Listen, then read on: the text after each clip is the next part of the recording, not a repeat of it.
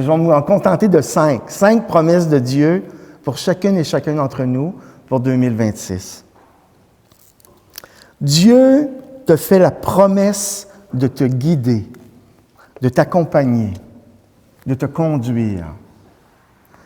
Ton année 2026, si tu as une oreille de disciple, il y a une parole dans l'Ancien Testament, « Seigneur, donne-moi une oreille de disciple. » Si tu as une oreille de disciple, tu vas pouvoir entendre sa voix et il va te guider.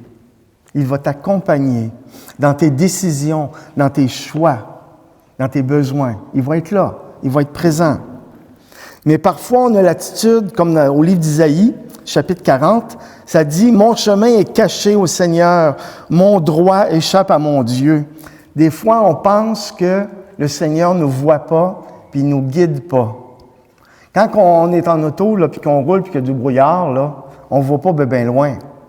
Mais règle générale, on reste dans le chemin, du moins je l'espère, puis on arrive à destination quand même. Alors, c'est comme les phares en avant qui nous éclairent, mais on n'avance pas vite, on ne sait pas trop, mais on avance. Avec Dieu, il est comme ça, il est présent. Même si parfois on ne s'en rend pas compte, il nous guide. Il est vraiment présent.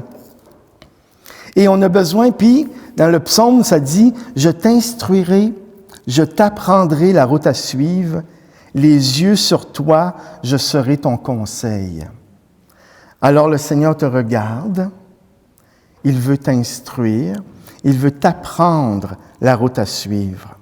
C'est quelque chose qu'on a besoin de développer, cette écoute de Dieu-là, pour vraiment faire sa volonté et marcher dans son chemin à lui.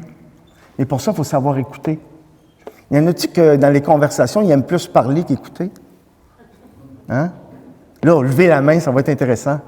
Non, personne ne veut. Hein, des fois, on aime mieux parler, mais on n'écoute pas. Hein? Puis des fois, dans les conversations, on parle, puis l'autre nous parle, puis on prépare la réponse, tu sais, au lieu de prendre le temps d'écouter pleinement l'autre. Alors Dieu, il faut apprendre à écouter.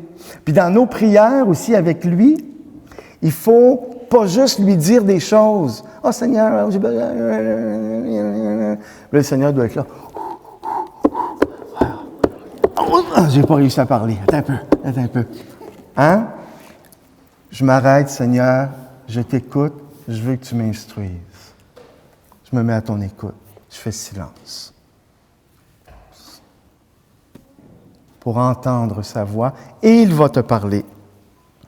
Il y a plusieurs années de ça, je travaillais dans un pensionnat chez les Frères du Sacré-Cœur à Bromptonville. Maintenant, l'école n'est plus tenue par les frères, ils l'ont léguée.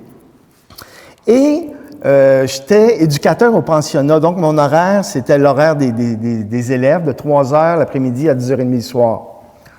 Fait que j'entrais là, puis bon, ça faisait 2 ans que j'étais là. Un peu moins de 2 ans. C'était vers le mois de... J'ai pris quelques notes parce que là, je me souviens pas comme fou. Je pense que c'était vers le mois de février à peu près. Fait que là, j'arrive l'après-midi à 3 heures à mon chiffre. Je rentre. Puis là, dans un corridor, une école, c'est grand, hein?